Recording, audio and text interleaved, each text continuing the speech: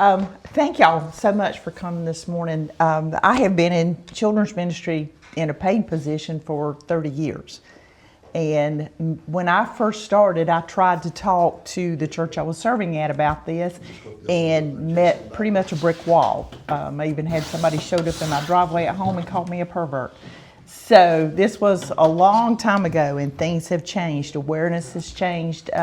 People's realization of the need for providing safe and secure environments, particularly for children and youth, has changed. And I am so thankful that you're here today. As we get started, I do have a disclaimer. It says, the information in this presentation is designed to assist churches with assessing the need for safe and secure learning environments. It is not intended to be used as legal advice. For questions or concerns about the legality of suggested steps, please contact your attorney, insurance company, or local law enforcement. One of the reasons I have this in place is there's not a lot of solid law around how churches should provide safety and security. There's just general best practices. And so a lot of what you're going to hear this morning are those general best practices. I'm not here to tell you what you shouldn't do, what you can and can't do. I'm just here to offer options. And so as you hear this, as you go, our church can't do that, or I don't want to do that, fine. These are just resources and information for your church to make informed decisions about what you should be doing in the area of safety and security in children's and youth ministry. Excuse me. Let's talk about some presumptions. The one I hear sometimes is, it can't happen at my church. We know everybody here. We're just a small country church. It can't happen here. But my response is, when I hear assumptions like this, is you're telling me you never expect to have any guests or new members to your church forever and ever. You're assuming that everybody in your church is perfect, holy, and pure, and blameless. And those are just assumptions that we can no longer make. Now, these are some facts to kind of back this up. It's said that 25% of all girls and at least 15% of all boys will be abused by the age of 18. The reason that number for boys is lower is boys tend to report less. Or if they report as adults. I mean, there was an article this week I read about this very thing, where a young man had been assaulted as a child at his church, and he was 25 or 30. Now he was ready to report. Often when fathers have children, then some of these memories will come back, and then they report then. 93% of children and youth who are abused know their abuser. 34% are family members. 59% are acquaintances, but only 7% are strangers. And yet, how do we train our kids about protecting themselves? Stay away from strangers. Yeah, stranger danger. Over 90% of abusers are men, but that means that there are women out there who are abusers. And of that 90%, 70% are married or in a heterosexual relationship. Now, this next statistic is key. It's one we will come back to. Less than 40% of abuse is reported to police. And out of that number, less than 10% results in a conviction that lands someone on the sex abuse registry. Even if they're convicted, often they will plead down to a lesser crime so they don't land on the registry. Over 40% of abusers were juveniles under the age of 18. This is important, particularly for those of you who work with teenagers, to know. We'll talk in a little bit about often the starting age for abuse is age 12 to 13. So by the time they're 18 and old enough to be charged with a crime, that would land them on the registry, many of them are proficient in abuse. Child Protective Services finds enough evidence to prove a new claim of child sexual abuse in the U.S. in every 9 minutes. So you think about how long you've been sitting here and the number of children who potentially could have been abused just in this short amount of time. And I like to have conversation. I tell people I had much rather be doing a presentation that involves glitter and construction paper. That's much more fun. This is kind of dark and heavy, but I do appreciate audience participation and questions. Yeah, my question is, how do you define abuse in that survey? Okay, if you'll hang on, I'll answer that question. Yeah.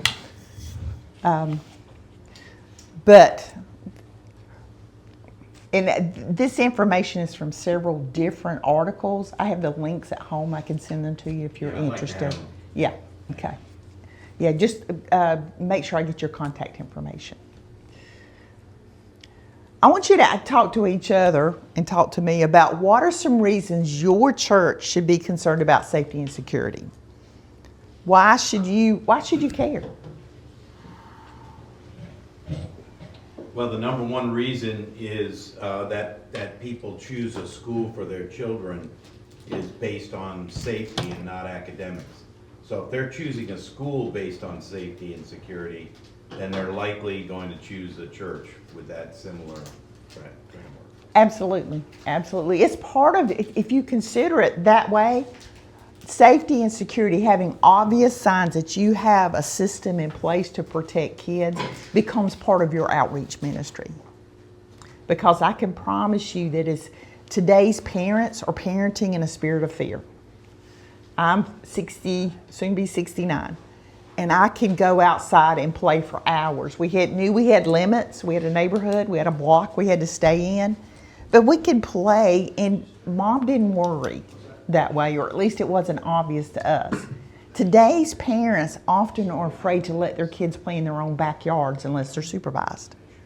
So if we acknowledge that fear, then if we want young families to come to our church, we're going to have obvious steps in place that we value and prioritize children and their safety.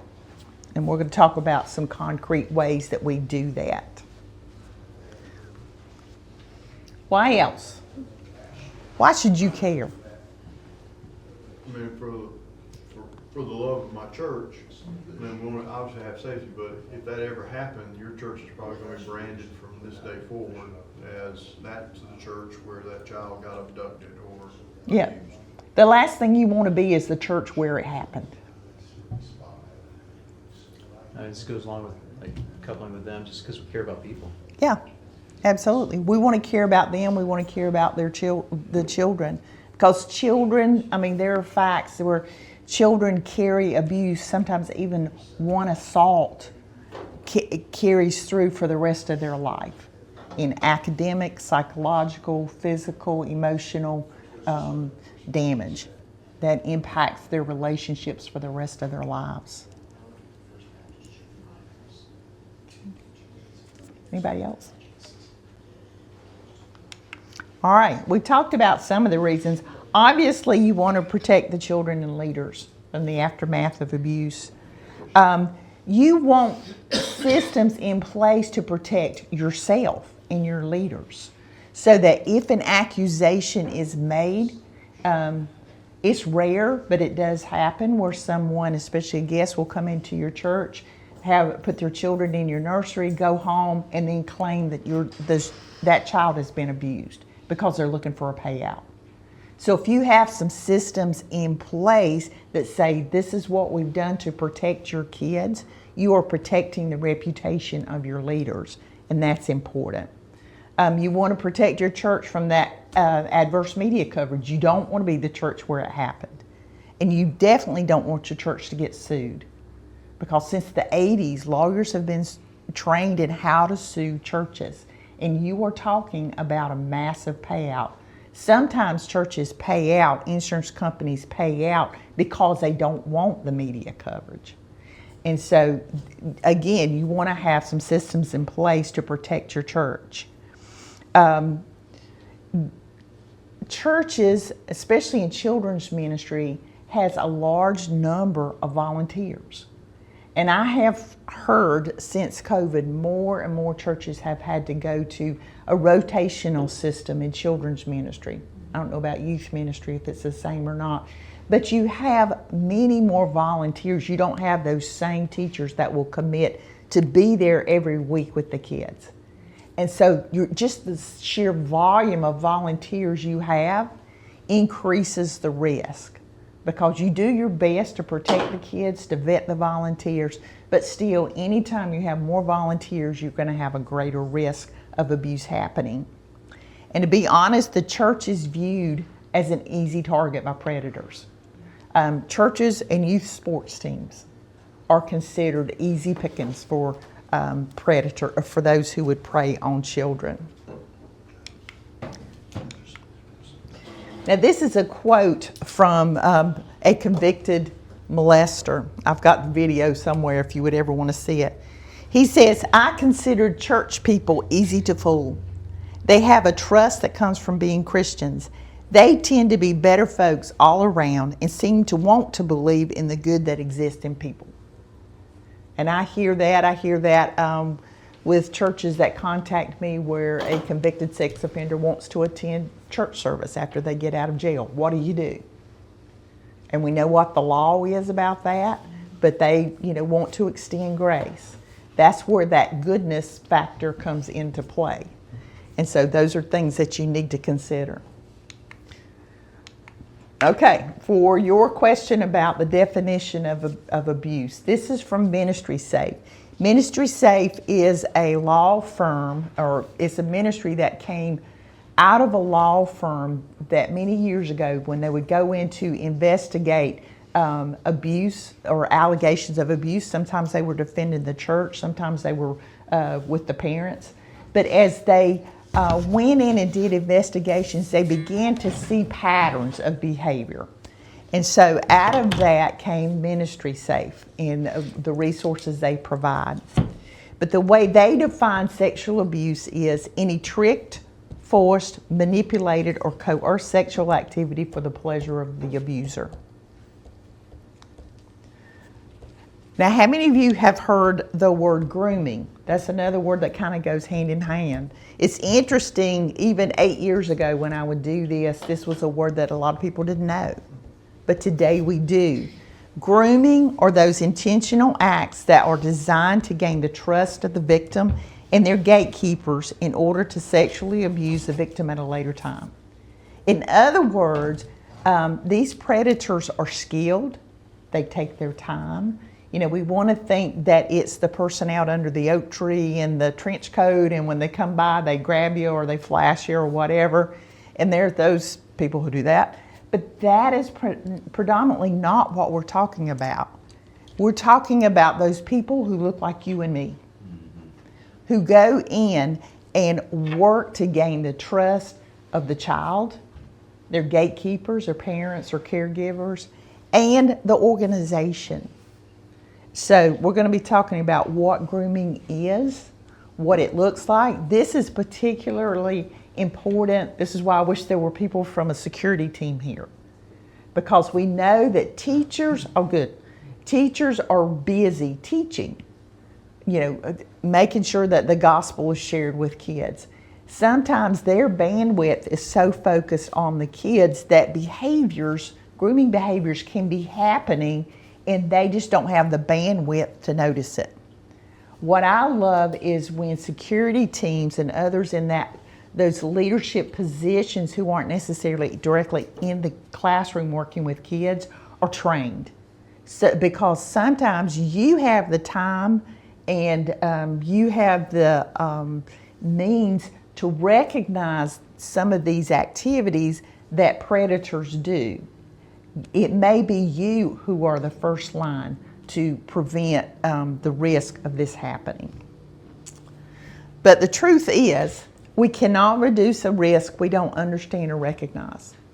If we don't think sexual abuse can happen at our church, or in a setting where children are gathered, then what are we going to do to reduce that risk? We don't believe it happens, there's not a problem to solve, is there? What we believe shapes what we do. Abusers go where the barriers are lowest, and there is no visual profile of an abuser. That would be so nice if they had were born with like this scarlet S on their head or another eyeball or something. It would be so nice. But they don't. They look like every other person that you would see on the street. But even though there's not a visual profile, there is a behavioral profile. So we're going to talk about what that can be. They tend to be very charismatic and animated around kids. When I go through this behavioral profile, part of me just cringes because I'm going, this sounds like me. That's what I was thinking when I read Yeah, that. I know. I love hanging out with kids. I love being around kids. I love engaging with kids, kind of entering their world. It's a challenge, but it's a happy place to be. But they tend to be very charismatic and animated around kids. Kids want to be around them. They give the appearance of being helpful, trustworthy, and kind, and this is key. They're going to be, and I'm going to get in trouble here, they're going to be the volunteers who show up first, who help set up tables and chairs. They're going to be the ones who stay last, who carry out the trash and they're willing to sweep the floors. They're the ones who are going to make themselves indispensable. They're going to be your go-to people. But why? Because if an allegation is made against them, what is your first response? You can't do that. There's no way, yeah. And so this is part of an intentional plan of grooming an organization or grooming parents that this person, there's no way this person could have done this because they're so helpful, trustworthy, and kind. Now, these are some red flags for you to be aware of. Their primary relationships are with children and youth. If you see them, you're going to see them with kids or you're going to see them with youth. Why aren't they around adults? They are afraid adults will pick up on some of their negative behaviors and characteristics. So they're going to hang out with kids. Again, they're trying to build the trust of the kids. And often they have a preferred gender or age group. This is a key. If you are doing an interview with somebody and they say, I will only work with 4th grade boys. Now, they may really just like 4th grade boys, but they may really like 4th grade boys. So this should be a red flag. Doesn't knock them out, but it means you need to do more work to make sure they have access, don't have access to 4th grade boys. I warn churches and pastors particularly, if you have single moms in your church, this is something you should note. They may have a new boyfriend, especially if they may have like a 3rd grade girl. They may have a 4-year-old boy, whatever. That predator may come into their life and be lovey-dovey with mom, and then 2 years later they disappear. Mom can't figure out what she did wrong. She didn't do anything wrong. Their child just aged out of their preferred range of ages. So I've been surprised through the years when I talk about this, how many people have come up to me and said, you know, that happened to a friend of mine, or that happened to me. Chances are that person targeted that family not because of mom, but because of the age or gender of her children. Now, who do they target? What kind of kids are most attractive to abusers and predators? We know that as they target for abuse, they're going to do 4 things. They're going to select and target their victim. They want to gain the trust of the victim and their parents, those around them, those gatekeepers. And they're going to do boundary testing. How far will this child let me go?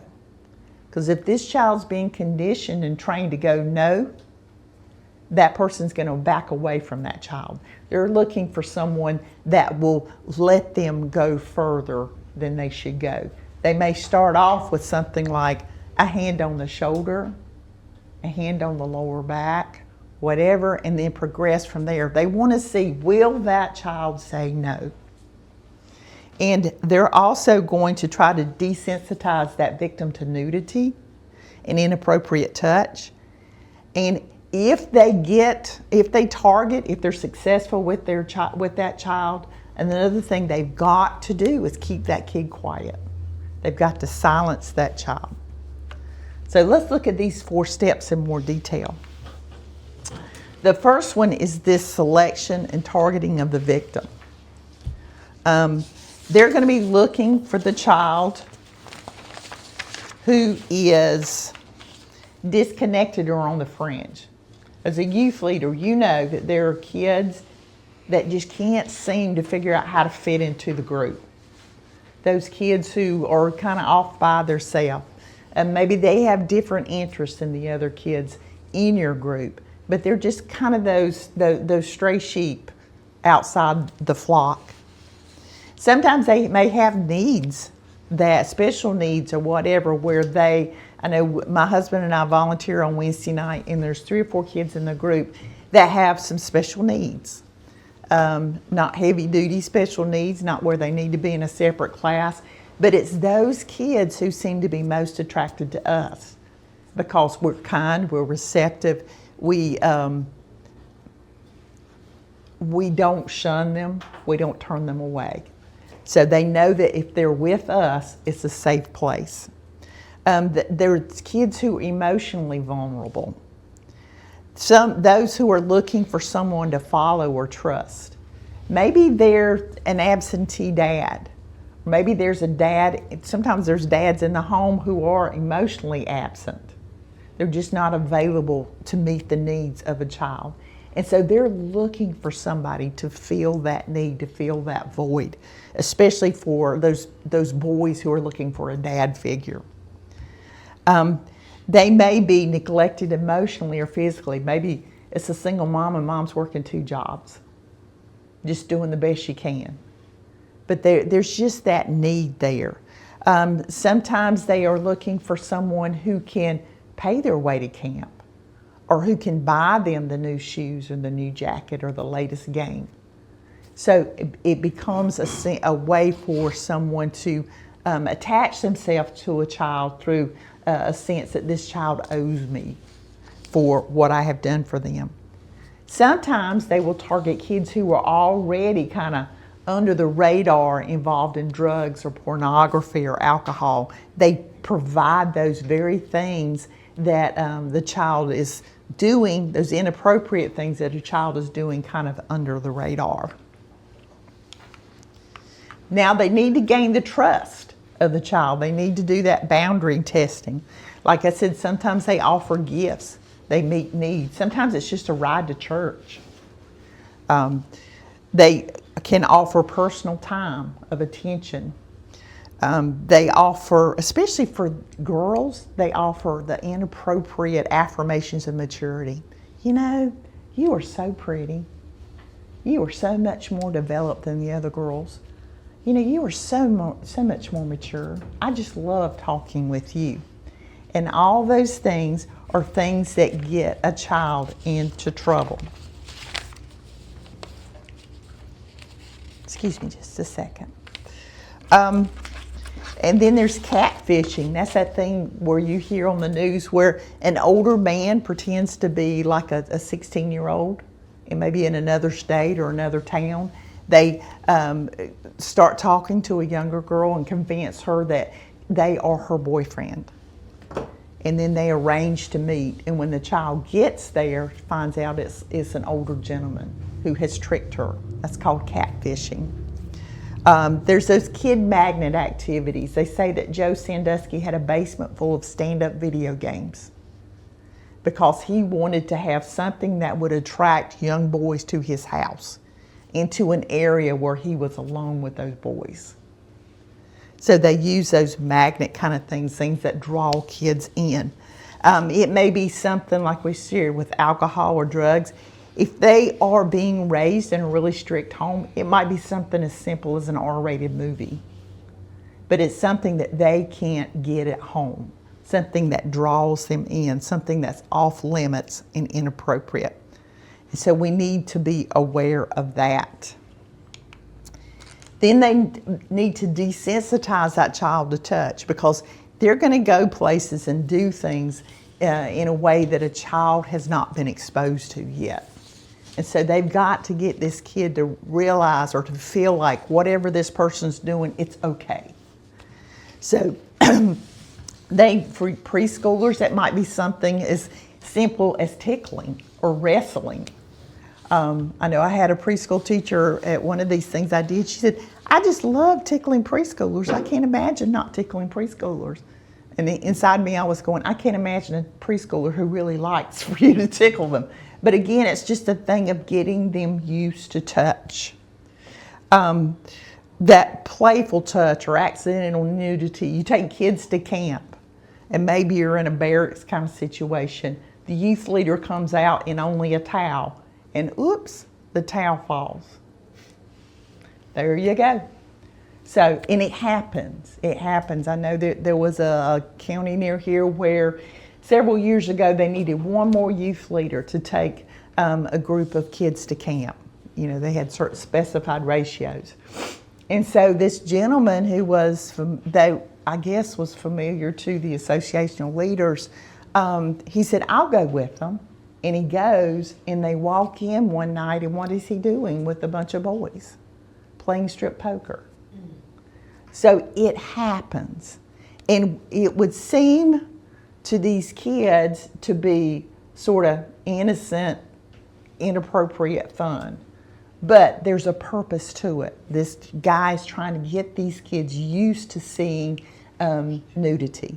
It could be something as simple as skinny dipping. You know, and not to interrupt. just No, please. Adding to that part, so one thing I've noticed was teenagers as well.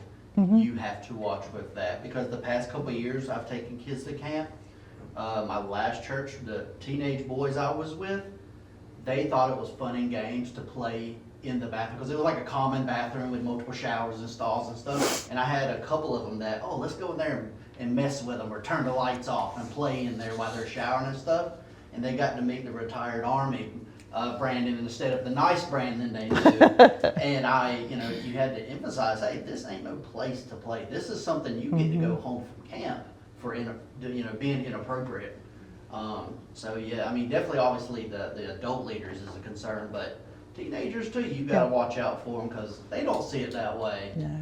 But you got to remind them of reality a little bit. Well, and goes back to that statistic where 40% of abusers are under the age of 18. It happens. So, and then those requests, I know for teenagers particularly, that request for nude photos can be a real problem. But again, it's a way for an abuser, a groomer, to get these kids used to presenting themselves without clothes on. And then we talked about, if you get to that point, if they've been abused, that groomer, that predator, has to keep the kids from reporting. Because if they report, their life is over. And so they've got to keep kids quiet. So some of the ways that they do that is they talk about keeping secrets. I've heard it said, particularly with younger kids, that we don't use the word secrets. We talk about surprises instead. Can you keep a surprise? Because a secret can be something that's not good news. They try to get that child to submit, to be quiet, through shame and embarrassment. You know, our team would just fall apart if you tell. Your mom would be so embarrassed. Your reputation would be ruined if you told. You know, they blame the victim, especially like I would think with teenage girls. You know, it's not my fault. You came on to me. You're the one who wanted it. And so blaming the victim can be part of that process. Obviously, we've heard using threats. If you tell, I'll hurt your brother or sister, I'll kill your dog, I'll break your Game Boy, or it tells you how old I am. I'll mess up your systems. So, but we have to understand that over 94% of accusations are true. They say that the average number of times a child reports before they're believed, before action is taken, 7 times. So if a child confides in you that someone hurt you, even somebody who's so helpful, trustworthy, and kind, somebody that you can't believe that they would do such a thing, believe them. Because like we said, 94% of these accusations are true. Often when they're untrue is when there are custodial issues going on between parents. So, Cheryl, yes. I don't know how it is in North Carolina, but I know in West Virginia, if a child speaks that, then you have to report it to the sheriff's office. Yeah, That's what I absolutely. was gonna ask. Yeah, we're What are gonna. the steps? Yeah, we're gonna go through all Oh, that. okay. Yeah, that's perfect. Yeah, we're gonna go. That's our last slide because that's the most important thing. Once you hear this information, or if you hear this information, what do you do with it?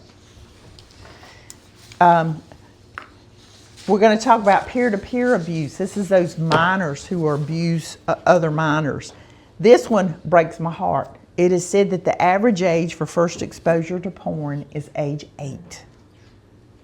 With the rise in cell phones and computers, just the ease. I know when I was a kid, if a young boy wanted access to porn, he had to see if his dad had magazines. I mean, that's kind of the way it went.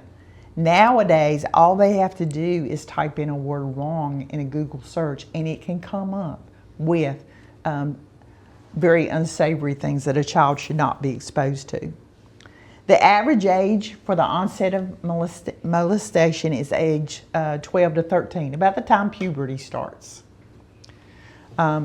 Peer-to-peer abuse involves an imbalance of power. That means an older kid, younger kid. It can be 2 kids the same age, one who's just more physically developed than the other. Sometimes it's gender. Sometimes it is intellectual abilities.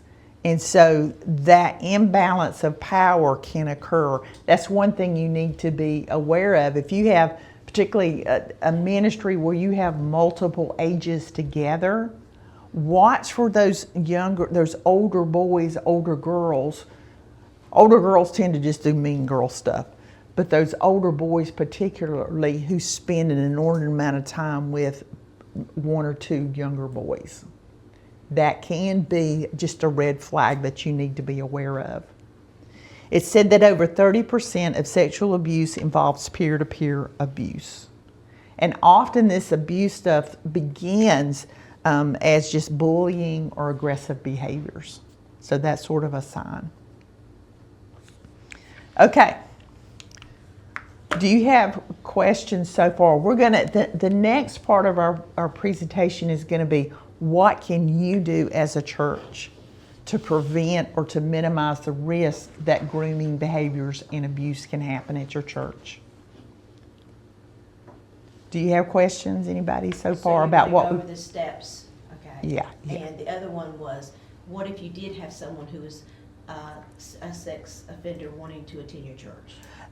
That is one where, in fact, there's an article on our convention website about what to do, because that's kind of a different area. But it's if you decide to allow them to attend your church, then you need to have a copy of their original police report. Mm-hmm. Don't take their word for it. Get the report. And come up with some kind of a written contract. Make sure that they know that if they are at church, they have to be with a designated person, and that there are just areas of the church they're not allowed to go into. Some churches, especially if they have more than one person, will do like a separate, like a Thursday night service or something like that where there's no children present. So, okay. We've gone through a lot of heavy stuff, and then normally at this part of the presentation, I offer folks a chance if they want to take a break, just to kind of rest your mind, get coffee, potty. You can tell I do preschool potty breaks. So if you need that, we'll take about 8 minutes. We'll come back about 10 till. So let's just take a quick break, and then we'll come back.